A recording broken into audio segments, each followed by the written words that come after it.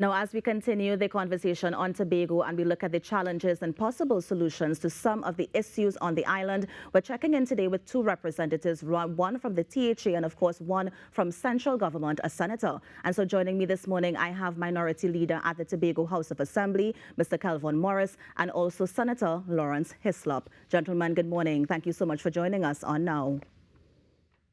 Hi, good morning, Kimberly. Good morning to Senator Hislop, and good morning to the people of Trinidad and Tobago. Yes, I know Senator had a long day in Senate yesterday passing that bill, so thankful that you can join us this morning, Senator. I would have listened to your contribution as well. But Thank you very much. Morning, Kimberly.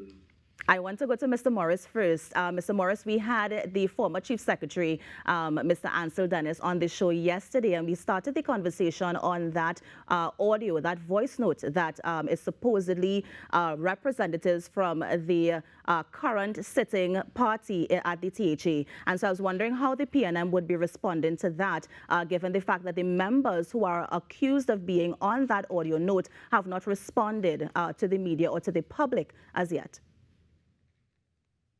Well, the PNM, like the rest of Tobago, we are quite disappointed that, after 14 days of this being in the public domain, questions being asked, even after a week of being told that there would be a response soon, there continue to be silence. And this is quite unfortunate because at the end of the day, we are talking about public officers, voices of public officers conspiring to, in a real sense, defraud the state by misusing state resources, misappropriating state resources.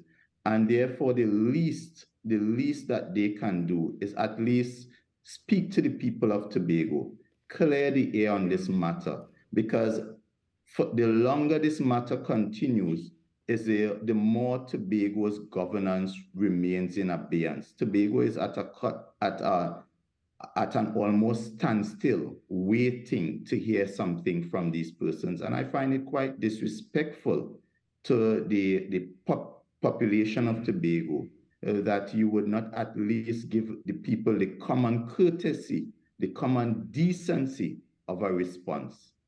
Yeah.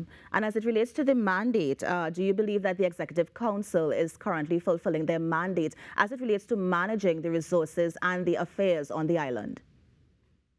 Well, Kimberly, as you would have rightly saw in terms of the interview with the political leader of the PNM, he raised the issue of the social contract. And when you look at what the social contract entails, it speaks to good governance. It speaks to keeping the people as part of the governance arrangement, consulting, and responding to the needs of the people. Just recently, we had one of the activists who would have campaigned for the PDP, saying that at this point, they have completely abandoned the PDP's mandate, which was really to treat with the bread and butter issues, child by child, village by village. And what you're seeing right now is just about a feeding frenzy. It is a complete disregard for the laws of both Trinidad and Tobago, a complete disregard for proper procurement process, a complete disregard for anything that speaks to law and order. And therefore, at this point, it is clear that this current administration, they have divorced themselves from what they promised. In fact, they have hoodwinked persons. They would have given Tobagonians the impression, that they were going to govern on their behalf in their interest. And we are seeing a complete moving away from that, and where they're simply fixing themselves. I want to bring in Mr. Hislop here because I wanted to talk about the Constitution. Do you believe that there's a constitutional crisis in Tobago, given the positioning of the Assembly as it relates to that fifth schedule based on their own interpretation? Morning again, Kimberly. Morning. I don't think that there is a constitutional crisis per se. I think it's a crisis of management, is what we face in Tobago. Because the Constitution has not been breached. The Constitution is the Constitution. Well, the Tobago House of Assembly Act is very clear on the responsibilities of the THA, and so I think the issue is not that there is a constitutional or legal crisis. What there is a crisis of management, because even with the items under the fifth schedule that the THA is responsible for, they are lacking the ability to perform those duties effectively for good governance in Tobago. Yeah. And what is that fifth schedule, Mr. Hislop, just so that everyone can understand what exactly we're referring to? No, well, the fifth schedule in the Tobago House of Assembly Act speaks to the matters that are under the responsibility, matters of governance that are the responsibility of the THA. So health, infrastructure, education, those are some of the things under the fifth schedule that the THA is solely responsible for. Yeah. And so there isn't an issue of a constitutional crisis, as I said, but it's an issue of a management, it's a crisis of management where those items under the fifth schedule are related. Yeah. Now, I understand that when the PDP would have taken the THA, of course, at that point in time, with the chief secretary being under the PDP, one of their concerns was that whether or not they would be able to get that allocation quickly enough to manage the affairs of the THA and, of course, Tobago. And so is there any concern in terms of the allocation, in terms of the amount given to the THA to manage its affairs, or is it a matter of prioritization? And, of course, Mr. Hislop or Mr. Morris, anyone can jump in at this point. Well, clearly, I guess we'll take Mr. Morris first. Go ahead, Lawrence. Sure.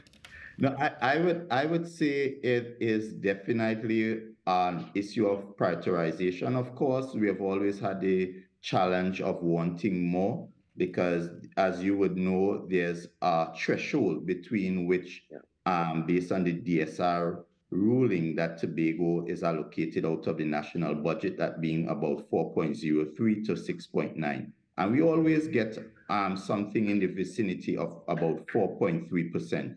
And therefore, the PNM administrations of the past would have utilized whatever it got to the benefit of Tobago, developing Tobago over the years. And we would have prioritized what were those development areas, such as health.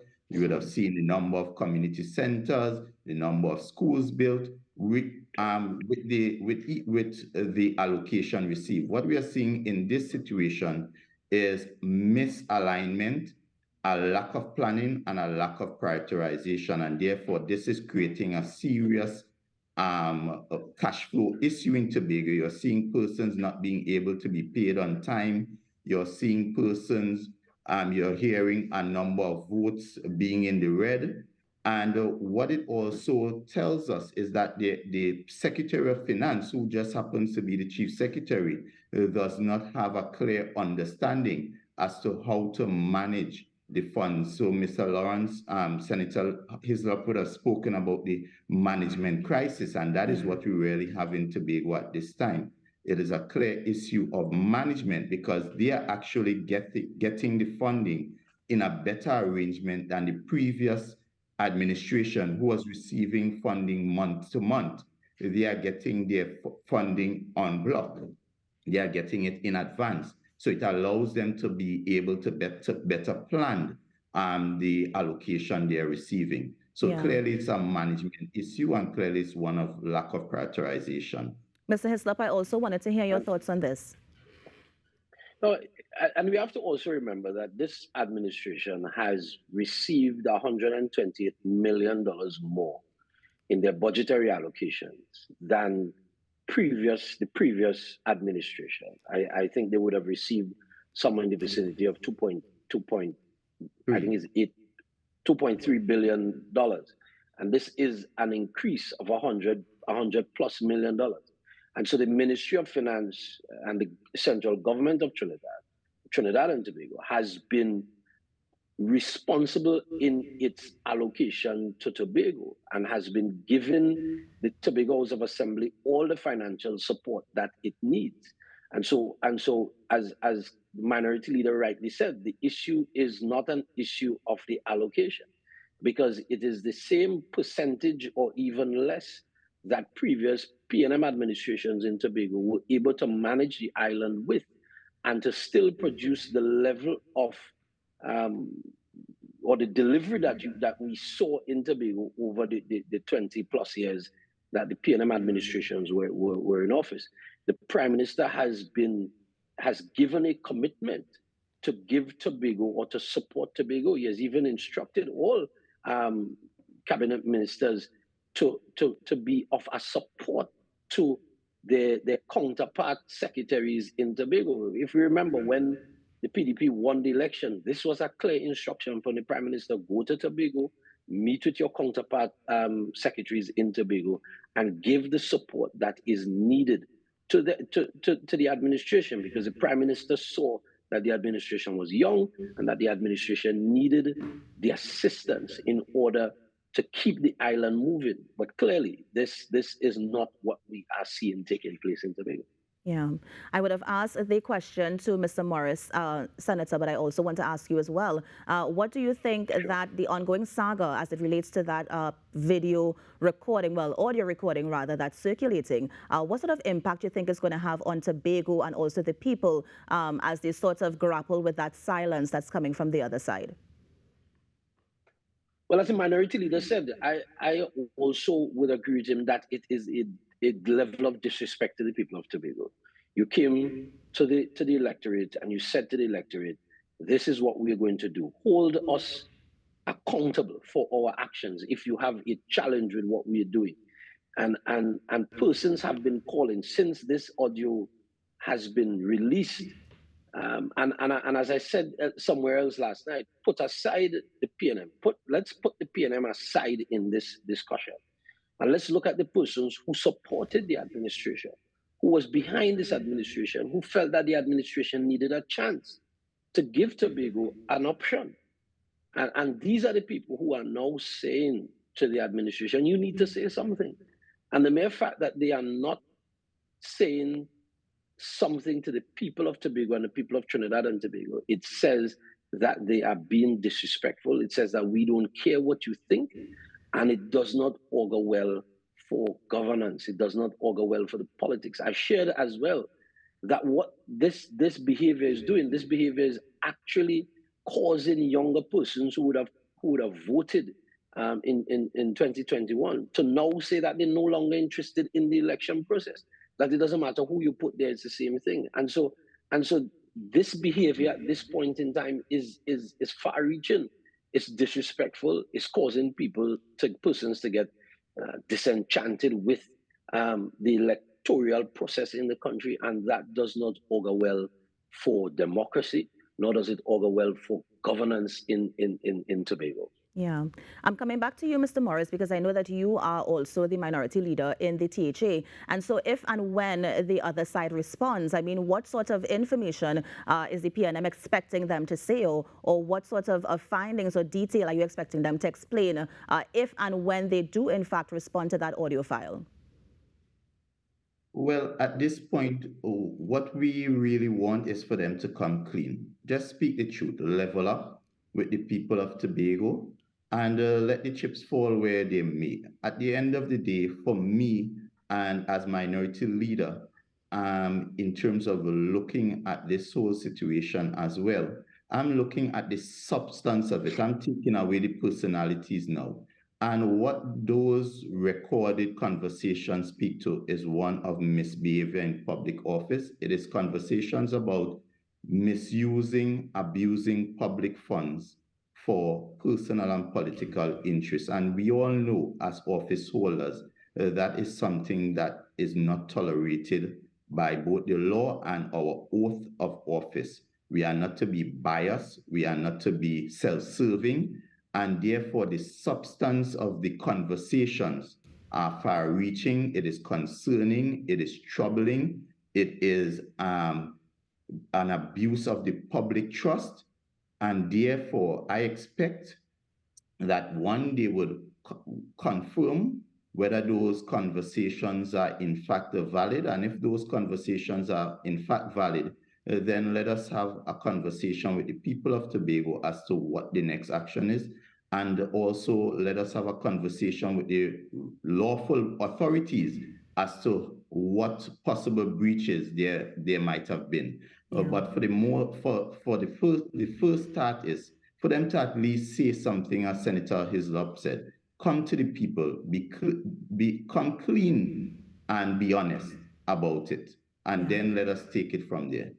Mr. Morris, we're almost out of time, but I want to squeeze in two more questions. The first one is, I just wanted an update. I know you would have requested, is that the road paving at Shervan Road, I believe you would have sent in a FOI request. If you can give us an update on that. And also, we got the news that Tobago recorded its 7th murder. If the PNM administration does come back in power, any sorts of tips or plans to deal with the crime that we're seeing taking place on the island?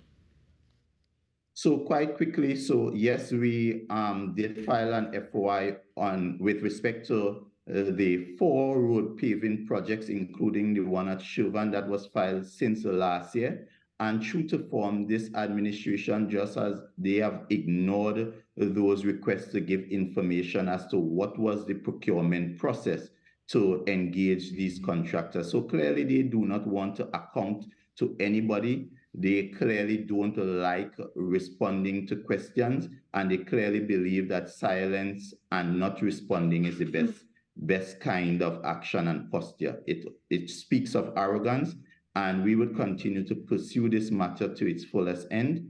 With respect to the crime situation, is one that we are very concerned about. 7 murders within the first 6 months of Tobago is unheard of in my time. And therefore, as a PNM responsible party, we continue to engage all stakeholders. We continue to look at a holistic approach to fighting crime in Tobago, and it means starting in the communities, ensuring that all our agencies, our faith-based organizations, our sporting organizations, our NGOs, we are all involved. And at the level of the homes, we are asking parents again to take responsibility for your charges.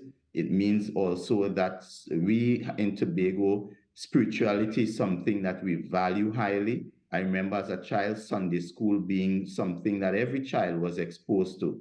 And that is something we are asking parents and families to let us bring back that spirituality in the island, where we respect our God and we respect our elders as well. So we really we are looking forward to engaging all stakeholders in this fight against crime here in Tobago. Thank you so much, Mr. Morris, and thank you, Senator Hislop. Thank you for joining us this morning on the Now Morning Show as we continue discussions on Tobago and some of the issues and possible solutions to those challenges. Thanks again, gentlemen. Thank you, Kimberly. Have a good day. Have a good one. And that was Senator Lawrence Hislop and the THA Minority Leader, Mr. Kelvin Morris, just sharing their views on Tobago and some possible solutions to those challenges. You're on the Now Morning Show. We're going to take a break and be right back. Stay with us.